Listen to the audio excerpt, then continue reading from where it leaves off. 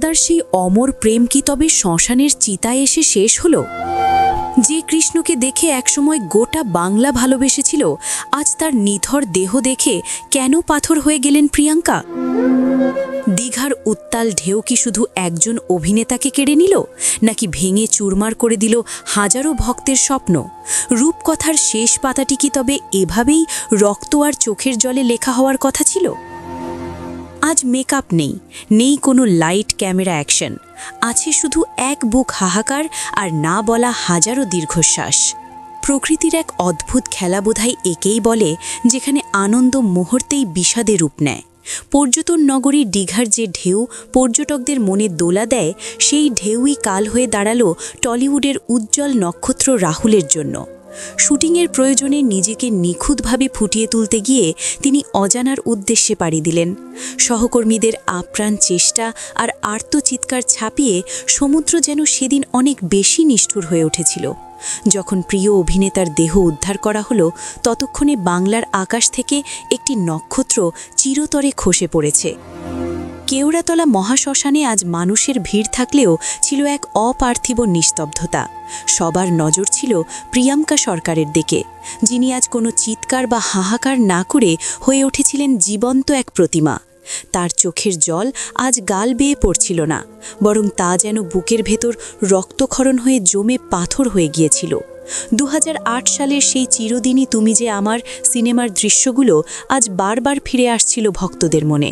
সিনেমার পল্লবী তার কৃষ্ণকে ফিরে পেলেও বাস্তব জীবনের প্রিয়াঙ্কা আজ তার রাহুলকে ফেরেন চিরতরে। রাহুল এবং প্রিয়াঙ্কা, এই দুটি নাম টলিউডের ইতিহাসে এক অনন্য আবেগের নাম। রাজ চক্রবর্তীর হাত ধরে যে তাদের জয়যাত্রা শুরু হয়েছিল, তা শুধু পর্দার ভেতরেই সীমাবদ্ধ থাকেনি, বাস্তবেও তারা ঘর বেঁধেছিলেন। তাদের কোল আলো করে এসেছিল পুত্র সন্তান সহজ। তবে জীবনের চিত্রনাট্য তো আর সিনেমার মতো মসৃণ হয় না। মান, অভিমান আর দূরত্বের চড়াই উতরাই তাদের সম্পর্কে বারবার এসেছে। ইদানিং শোনা যাচ্ছিল তারা আবারও এক ছাদের নিচে ফেরার প্রস্তুতি নিচ্ছিলেন, কিন্তু নিয়তি সেই আশার প্রদীপ এক নিমেষেই নিভিয়ে দিল। হাসপাতাল থেকে রাহুলের মরদেহ যখন তার বাসভবনে আনা হয়, তখন পুরো স্টুডিও পাড়া কান্নায় ভেঙে পড়ে। শ্রাবন্তী চ্যাটার্জি থেকে শুরু করে প্রথম সারির সব তারকা ও পরিচালকরা আজ নির্বাক হয়ে দাঁড়িয়েছিলেন তাদের প্রিয় সহযোদ্ধার পাশে। শুটিং ফ্লোরে যার উপস্থিতি সবাইকে প্রাণোচ্ছল করে রাখত, আজ সেই মেকআপ রুমগুলোতে কেবল শ্মশানের নীরবতা বিরাজ করছে।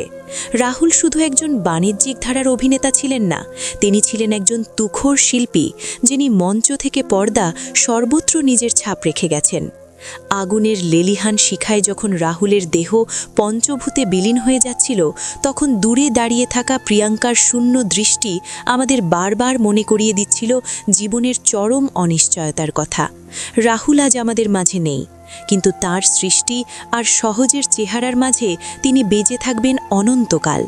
তবে প্রশ্ন থেকেই যায়, এই অকাল মৃত্যু কি এড়ানো যেত না? শুটিংয়ের নিরাপত্তা ব্যবস্থা কি আরও জোরদার করা সম্ভব ছিল না? প্রিয় দর্শক, রাহুল প্রিয়াঙ্কা জুটির কোন স্মৃতিটি আপনাদের হৃদয়ে সবচেয়ে বেশি গেঁথে আছে, তা আমাদের কমেন্টে জানাতে ভুলবেন না।